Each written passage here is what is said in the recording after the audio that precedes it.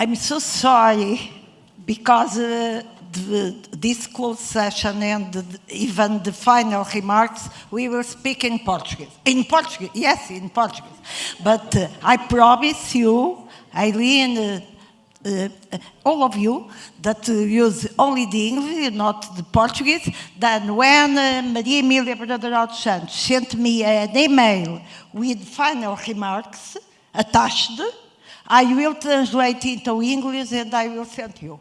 And I will do the same to you, Gert Piesta. So,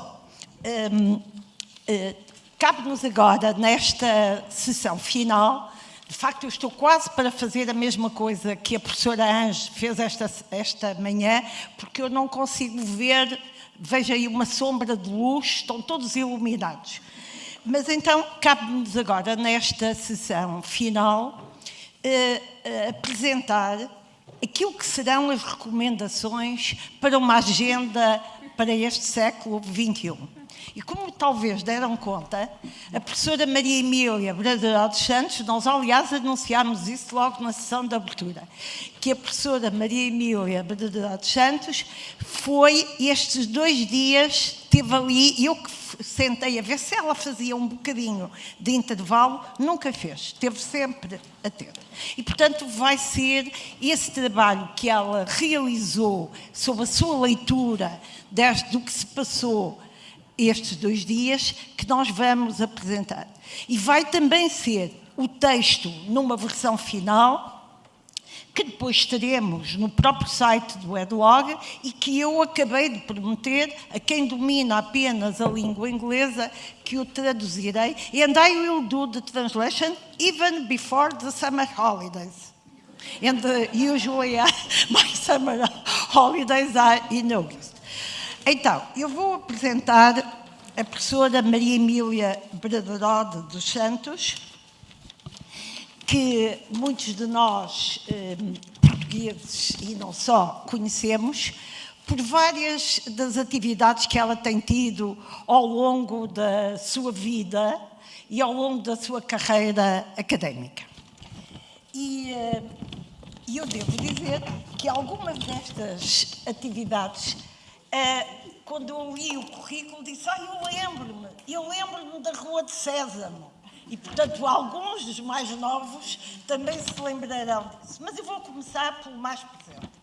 A professora Maria Emília Brandão dos Santos foi, até há semanas atrás, presidente do Conselho Nacional da Educação e, aliás, onde desempenhou um excelente papel, na minha ótica e não só. Eu sou daquelas pessoas que quando alguém tem uma mensagem que me agrada imenso, que acho que deve ser elogiada. E, portanto, eu muitas vezes mandei uma mensagem excelente, excelente, excelente. Às vezes era só um excelente, outras vezes tinha 2, outras vezes tinha 3. Bem, mas a professora Maria Emília Brandão dos Santos também pertenceu ao Conselho de Opinião da RTP, do Conselho Geral do Instituto Politécnico de Setúbal, além de ser membro de muitas associações e grupos, alguns mais ou menos informais. Por exemplo, este das inquietações pedagógicas, que é o próprio título, é extremamente inquietante, mostra um pouco o espírito da professora Maria Emília Brandão dos Santos, do Grupo Informal da Educação para a Literacia Mediática, da Associação Portuguesa de Intervenção Artística e Educação pela Arte, etc, etc. Foi presidente do Instituto de Inovação Educacional do Ministério da Educação entre 1997 e 2002 e ontem, no jantar, recordámos como faz falta para a mensagem que nós estamos a transportar de relação entre as instituições de ensino superior, as escolas dos ensinos básico e secundário e os professores cooperantes, como faz falta para a investigação aplicada, para a investigação didática, ver novamente um Instituto de Inovação Educacional, ou pelo menos com intenções semelhantes. Como temos cá já o professor Pedro Nuno Teixeira, secretário de Estado, pode ser que ele leve esta mensagem para o Governo. Foi coordenadora e coautora da proposta de currículo de educação para a cidadania para a educação básica e secundária, que aconteceu em 2010, 2011, e nessa área foi representante do Ministério da Educação, da Comissão Nacional para a Educação na matéria dos direitos humanos, etc, etc, etc, eu poderia referir aqui. Foi diretora pedagógica das 4 séries do programa televisivo e da revista Rua de Sésamo, na RTP, de 1987 a 1997. Os mais novos dirão, eu aprendi a ler e a escrever com a Rua de Sésamo. Eu tenho familiares que me dizem que, agora já crescidinhos, alguns já académicos, que dizem que aprenderam a ler e a escrever com a Rua de Sésamo. Foi autora do livro Aprender com a TV, que também tem uma versão inglesa, e enquanto assessora do diretor de programas da RTP, do Departamento de Programas Infantis da RTP, concebeu, produziu e foi responsável ou coautora de vários programas televisivos e educativos, como o Jardim da Celeste. Os mais novos, se calhar, lembram-se disso, ou então os mais velhos, por terem acompanhado os mais novos. Alhos e Bugalhos, ou Poemas Pintados, Falar Educação, e Cá Fora Também Se Aprende, etc, etc. Em 2016, coproduziu um projeto de formação e um manual de educação para os média para a Fundação Carlos Gulbenkian. Foi autora do livro Aprendizes de Pigmalião, que marcou marcou-me a mim imenso como educadora. Colaborou etc, etc. Em síntese, foi condecorada com a Ordem da Instrução Pública, com o grau de grande oficial, 2004, não trouxe hoje a medalha, e recebeu o prémio da Boston University General Association e o prémio Rui Grácio da Sociedade Portuguesa de Ciências da Educação em 1992. E, portanto, foi uma pessoa, uma académica com este perfil, que nós desafiamos em julho de 2022 vir para aqui trabalhar e depois, quando regressar a casa, sistematizar isso num texto que eu terei de traduzir. Portanto, obrigada, Maria Emília. Peço que tomes aquela palavra.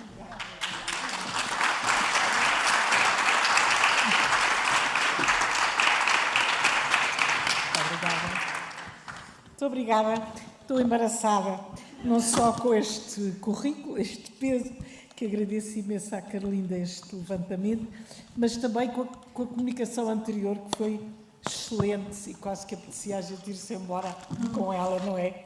Mas pronto, estou aqui para cumprir as ordens e pronto. E então, eu não vejo nada para já, eu nunca vejo, mas com esta luz em cima ainda muito menos. Mas dizem-me que está cá o secretário de Estado, Pedro Teixeira, e, portanto, eu começo por o saudar, onde quer que esteja. Olá! E também saudar e felicitar a EduLog e a comissão organizadora do CIE por esta conferência.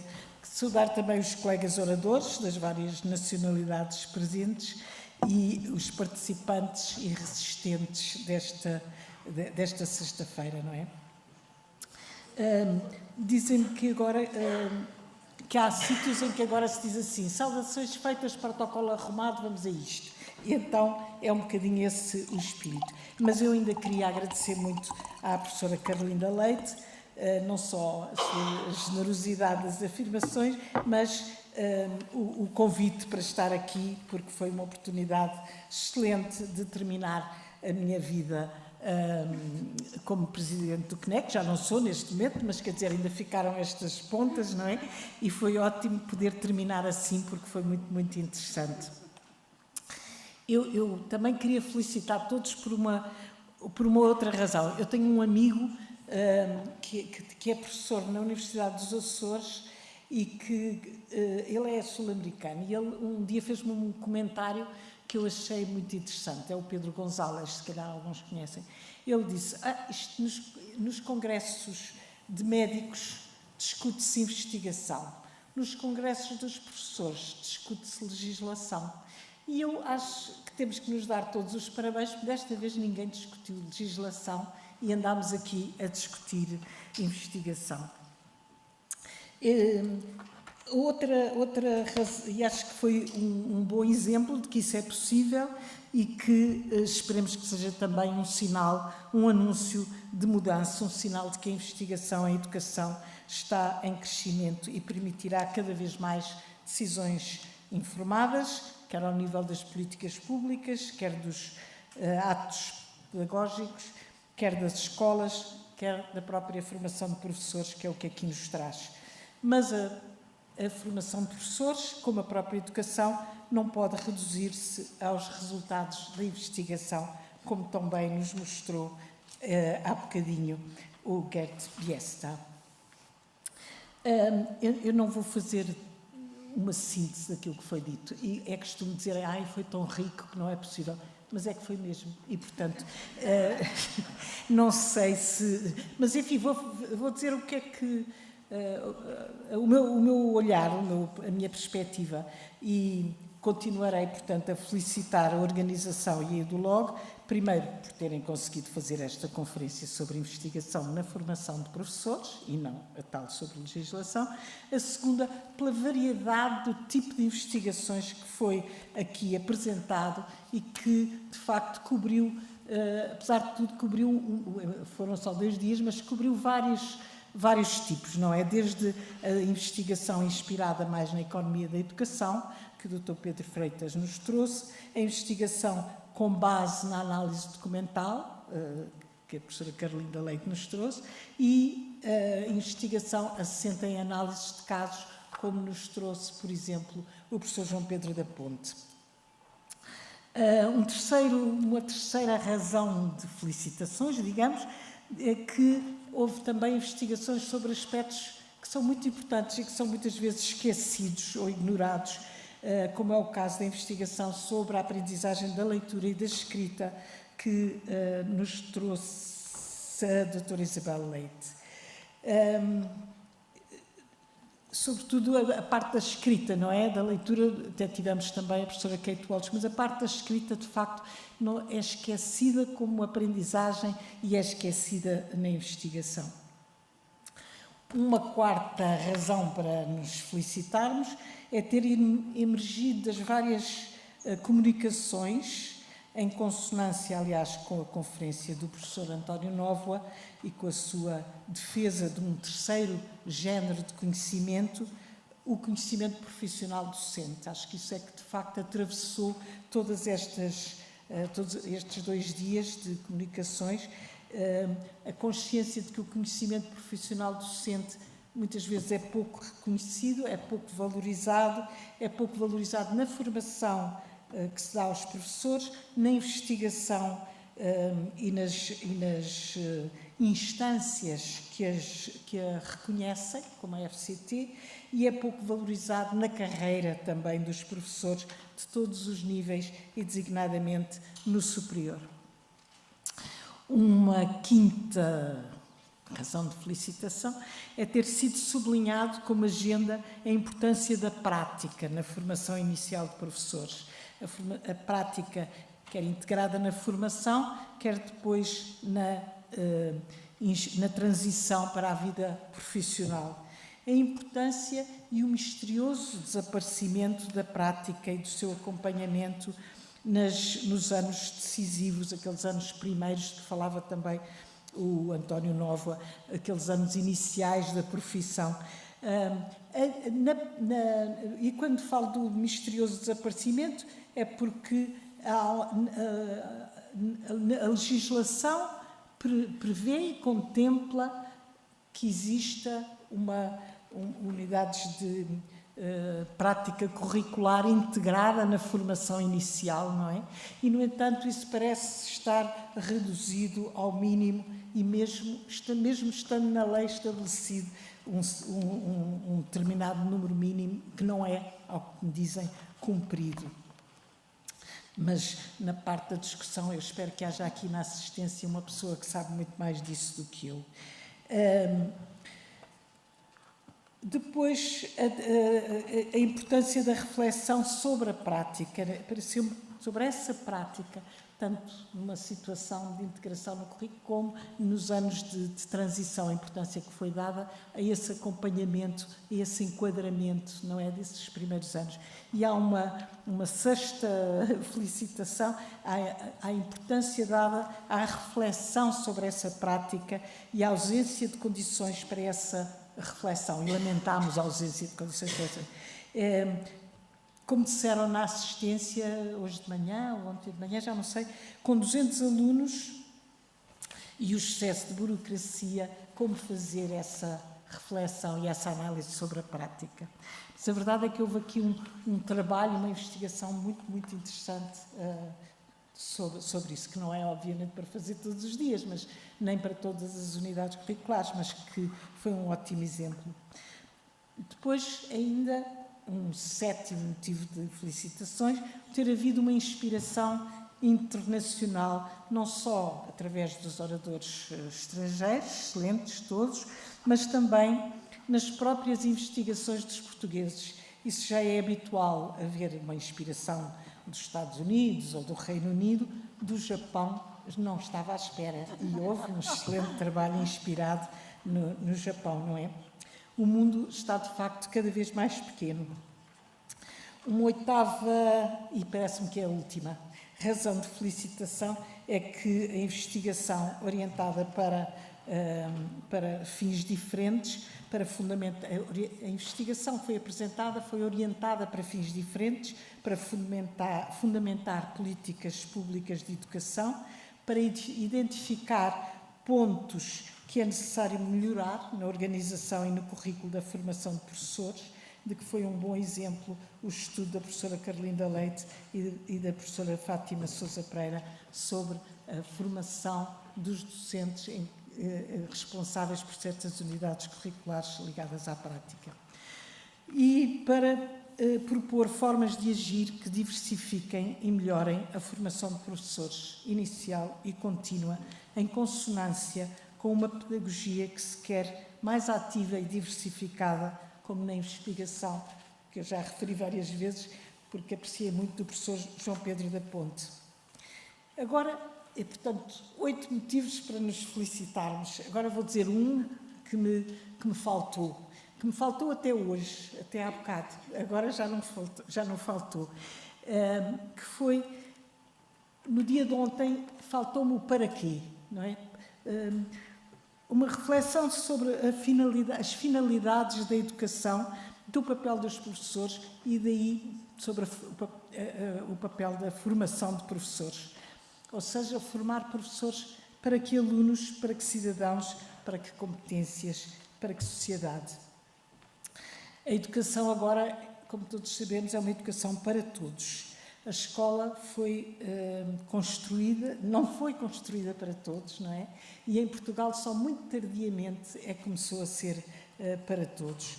E o seu prolongamento até aos atuais 12 anos é ainda muito, muito recente. Quando foi o 25 de Abril, tínhamos 6 anos de escolaridade obrigatória e os 2 últimos anos, aquele segundo ciclo estranho, em 3 vias diferentes, não é? Só depois do 25 de Abril é que foram unificados e depois prolongados até ao 9º ano e agora mais recentemente até ao 12º ano. E isso é uma mudança muito importante, como todos sabemos, não é? O secundário ainda se está a adaptar a essa situação. E a profissão do professor tornou-se muito mais complexa. O atender à diversidade individual das pessoas dos miúdos com necessidades, que antes dizia necessidades educativas especiais, agora fala de necessidades específicas, o atender a pessoas, a miúdos de etnias diferentes e com domínio da língua diferente, o atender a miúdos de meios socioeconómicos e socioculturais muito diferentes, tudo isso que se aspira quando se fala da escola inclusiva, mas na realidade é um trabalho difícil, muito difícil para qualquer professor. Conseguir não reproduzir as desigualdades sociais, pelo contrário, conseguir que a escola seja menos desigual do que a sociedade, é também uma obra complicada e que temos vindo a avançar muito em qualquer desses domínios, mas sabemos que é difícil e que coloca problemas. O professor, neste momento, tem que ser capaz de motivar, por exemplo, miúdos que não estão nada motivados para aprender nem para ir à escola. Tem que ser capaz de acolher e dar respostas diferenciadas. Tem que ser capaz de valorizar essa diversidade e fazer com que todos beneficiem dessa diversidade, o que também não é obra fácil. Reconhecer que a educação é um direito de todos e de cada um, e assim, eu acho que assim como há uma espécie... Eu não sei porque já repararam que durante este congresso, este encontro, esta conferência, tem-se feito muitas comparações com os médicos. E nunca reparei que isso fosse tão habitual. Mas eu lembrei-me que, de facto, os médicos têm aquilo que se chama o juramento de Hipócrates, não é? Que é um compromisso que assumem de defender a saúde dos doentes. E eu acho que os professores também deviam ter uma espécie de um compromisso semelhante com a perfectibilidade, não sei se isto se diz, de todo o ser humano, não é? Com o facto de que acreditar verdadeiramente que todo o ser humano é aperfeiçoável, educável e, portanto, tem o direito a aprender e a procurar a sua informação de educação. O professor tem que reconhecer isso, mas também tem condicionantes e muitas individuais, sociais e institucionais, não é? E, alargando um bocadinho a visão, hoje à tarde já se falou um pouco nisso também, os novos problemas, as novas necessidades, os novos desafios que temos vindo a enfrentar nos últimos tempos, não é? O Daniel, creio que falou sobre isso hoje. Antes da pandemia já falávamos muito nos problemas ambientais, na revolução tecnológica, na forma como isso ia afetar e estava a afetar o trabalho e a vida cotidiana, mas também as perspectivas de trabalho das pessoas, as profissões que desaparecem, as que se reconvertem, as que são inventadas, tudo isso já era preocupante, ou pelo menos olhávamos para o futuro como um futuro, como vários futuros, mas com incerteza, não é? Eu gostava de chamar a isso os tempos líquidos, pedindo emprestado ao Zygmunt Bauman essa noção de liquidez. Tínhamos também a questão da globalização, os efeitos sobre as migrações, chocava-nos a indiferença com que muitas vezes os migrantes eram tratados. As alterações da demografia também colocavam problemas e desafios novos, não é? E estávamos, portanto, nesta sensação de estarmos a mudar muito profunda e aceleradamente o nosso tempo, a viver tempos incertos, a ter dificuldade em imaginar vários cenários de futuro e em conseguir construir um futuro desejável, quando veio a pandemia, não é? E acentuou-se a consciência da interdependência entre as várias partes do mundo, acentuou-se o uso do digital, não é? Acelerou imenso o uso do digital e, aliás, aproveito para dizer que os professores, nós fizemos um inquérito lá no Conselho Nacional de Educação no final da primeira fase da pandemia e uma das coisas que saíram, um inquérito a todos os diretores e aos professores coordenadores, e uma das coisas que foi mais evidente, há várias que eu irei mencionando, mas uma delas foi que os professores, por um lado, conseguiram, por colaboração entre pares, estabeleceram redes e autoformar-se digitalmente, mas também que continuavam a dizer que precisavam dessa formação e, portanto, isso fará parte certamente da agenda de formação para o futuro. Mas continuando com a pandemia, com o que se verificou, agravaram-se as desigualdades, tornaram-se mais visíveis, mas também se agravaram devido à situação diferente face ao digital, entre outras razões. Outra constatação, todos os diretores, os professores e depois os miúdos que nós também entrevistámos, a falta que a socialização fez, não é? A falta que fez estarmos juntos uns com os outros, uma falta que não foi só... Foi a vários níveis, não é? Ao nível dos comportamentos, ao nível do socioemocional, ao nível do desenvolvimento afetivo, tudo isso foi... Houve pelo menos uma consciência muito grande, muito maior do que habitualmente da importância da socialização. Porque antes nós sabíamos, perguntamos aos miúdos, o que é que gostas na escola? Dos amigos, pronto, já sabíamos, e dos recreios. Mas aqui foi, de facto, muito mais profundo do que isso, a consciência que tivemos, não é? E com isso também a importância dos aspectos socioemocionais. Portanto, as duas coisas de que os diretores e professores coordenadores também referiram mais foi o agravamento das desigualdades e os problemas socioemocionais, a sua importância e como foram todos afetados por eles. E estávamos nós, com a pandemia, a banalizar-se, não é? Ora para cá, ora para lá, mas já não estávamos confinados e tal, e vem uma guerra às portas da Europa.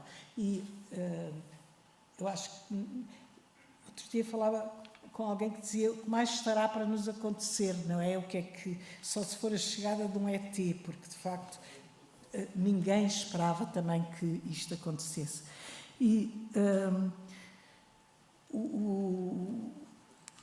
eu aproveitava para contar também que, e aí falo de legislação, que remédio, houve uma legislação no sentido de um melhor, um mais rápido acolhimento aos refugiados ucranianos e aproveitando de qualquer maneira uma legislação já muito generosa que Portugal tem em relação aos imigrantes que não têm que não estão devidamente legalizados, mas os filhos têm todos acesso à saúde e à educação. E neste caso aproveitou-se essas medidas para alargar, flexibilizar, tornar mais rápidas e assim para acolher as crianças refugiadas ucranianas.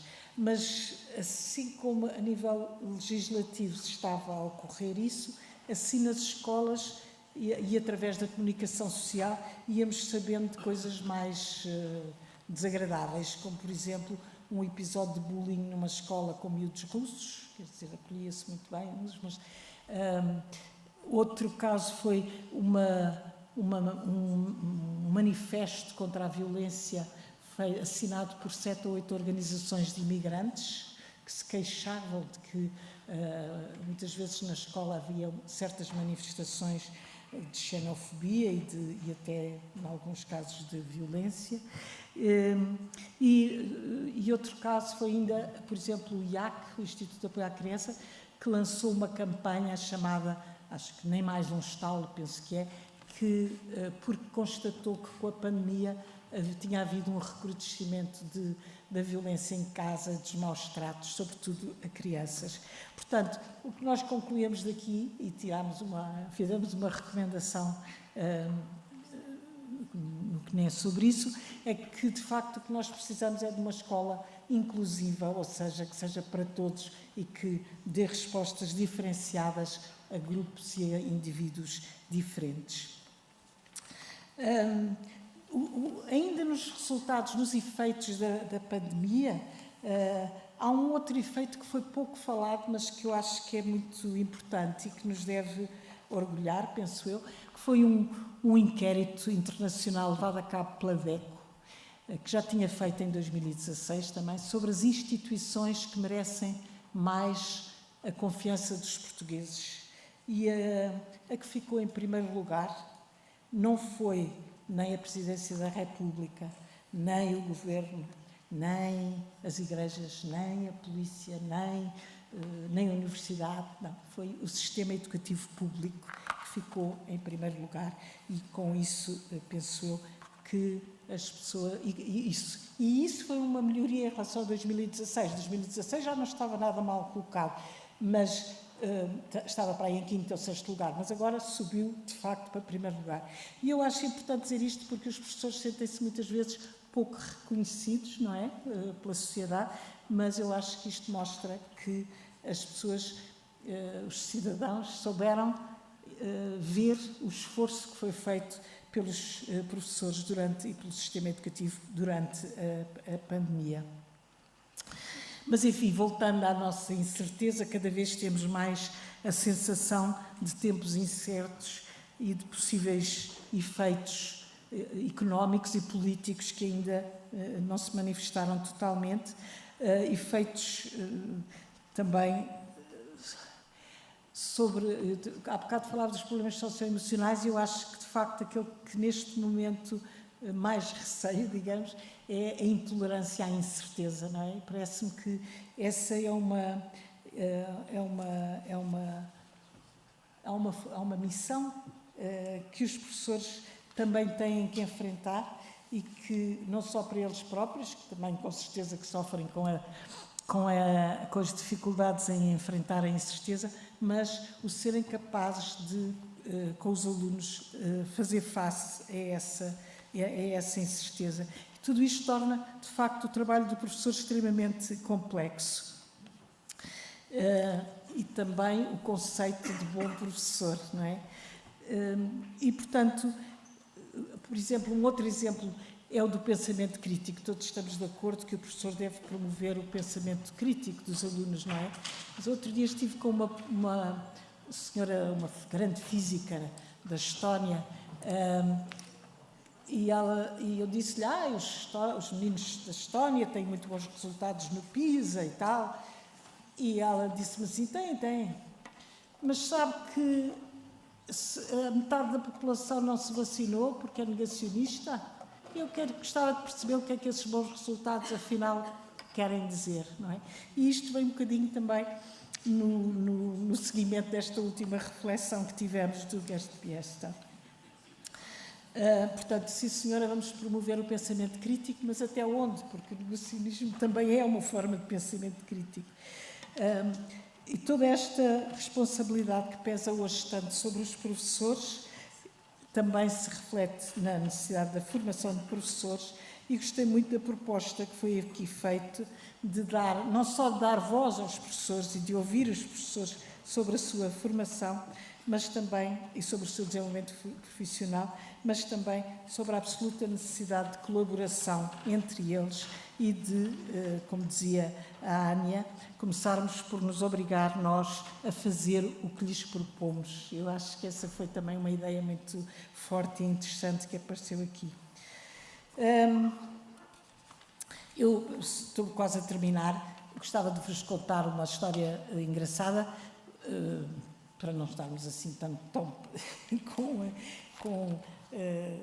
acontecimentos tão pesados em cima, e o humor também é uma maneira de fazer face à incerteza, e que é uma história que parece que se passou com o Freud, não é? Houve uma mãe que foi ter com o Freud e disse: mestre, eu estou tão preocupada, eu não consigo ser uma boa mãe, eu não sei como é que hei de lidar com o meu filho, enfim. Isto tem sido um problema, eu não sei, eu queria ser uma boa mãe e tal. E o Freud ter-lhe dito: não se preocupe, minha senhora, faça o que fizer, fará sempre mal. E eu não sei. E eu acho que com os professores não é que façam o que fizerem, farão sempre mal, porque acho que farão sempre o melhor possível, mas também não podemos deixar-nos subjugar por este peso desta responsabilidade de todos os males do mundo que muitas vezes temos tendência a atirar para a escola e para os professores. Por outro lado, acho que os professores também, com tanta responsabilidade e tanta exigência, têm com certeza que ter contrapartidas, mas não falo só de contrapartidas materiais, que são legítimas e que não vou meter nisso, mas as contrapartidas também de apoio, não é? E de poder ser, do professor poder ser escutado em tudo o que lhe diga respeito e no desempenho das suas funções. E acho que isso que a agenda para formar professores do século XXI deve contemplar esse aspecto, deve contemplar a formação em exercício nas escolas, deve contemplar a formação colaborante entre os professores das escolas, os professores das instituições de ensino superior, e deve valorizar e deve-se procurar valorizar a investigação sobre a prática, não é? E tudo isto num ambiente de confiança que como se viu quase através das várias investigações, é o ambiente que melhor pode propiciar o crescimento profissional dos professores. Obrigada.